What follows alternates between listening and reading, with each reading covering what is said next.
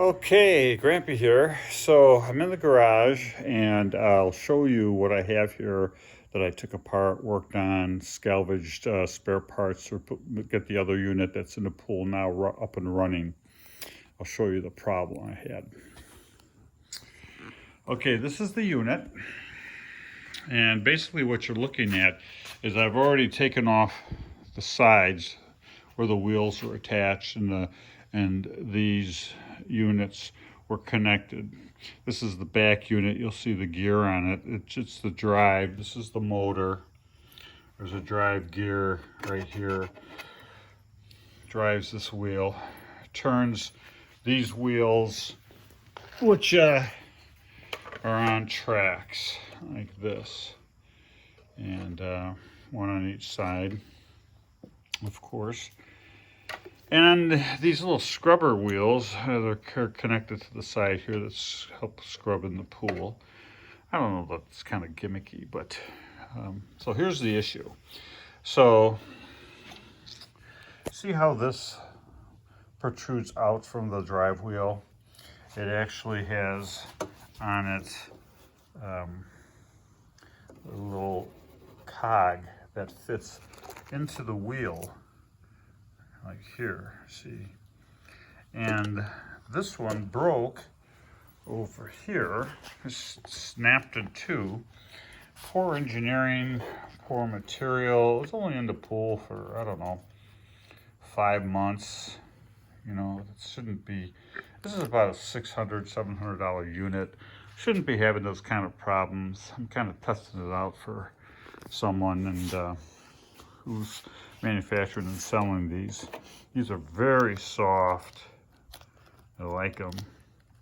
So when I called and said, hey, you know, my wheel broke back here, my drive wheel, everything else was fine in the unit, send me a wheel. Well, they were very kind and they sent me two. They were probably thinking, hey, if you're replacing one, replace the other, and we'll send you two wheels. But you'll notice these two, neither one of them resembles this one, which is the drive gear wheel. So I have to get, these are both front wheels, which is nice, you know, to have an extra front wheel, I suppose, but it's not going to help me with my repair. So I had another spare housing from an earlier model that I had tested, and the motor had gone out in it, and they basically sent me this unit. And you know, so I had parts, so I was able to use the other housing, you know, get the product up and running, and you know, send for yet another rear wheel, which will give me this then a completed unit, and I'll have that up and running for a spare. One other thing I noticed is that in these wheel housings, they have little plastic bearings. Those are little plastic balls in there, you can see. And this one, I have it taped so it won't fall out. This one broke. So I'm not exactly sure I'm going to, it's not a critical bearing thing or anything. It's not like we're really carrying any weight here. I could probably manage something, put some kind of, you know, bearing type housing in there, manufacture something right here in the garage, and that'll be suitable. And then I'll have a spare. And but yeah, $600.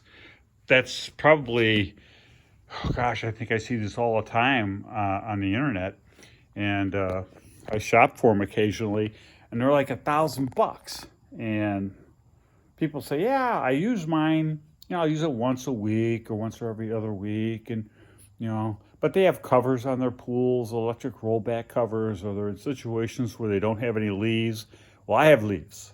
Every day I have leaves. Every day I've got to clean the pool, you know, and this thing's got to run, and it's got to be from middle of May to middle of September, early September. It's got to run. So you're talking, you know, May, June, July, August, September, 4 months, 120 days. This thing should be able to last, you know, years without breaking down.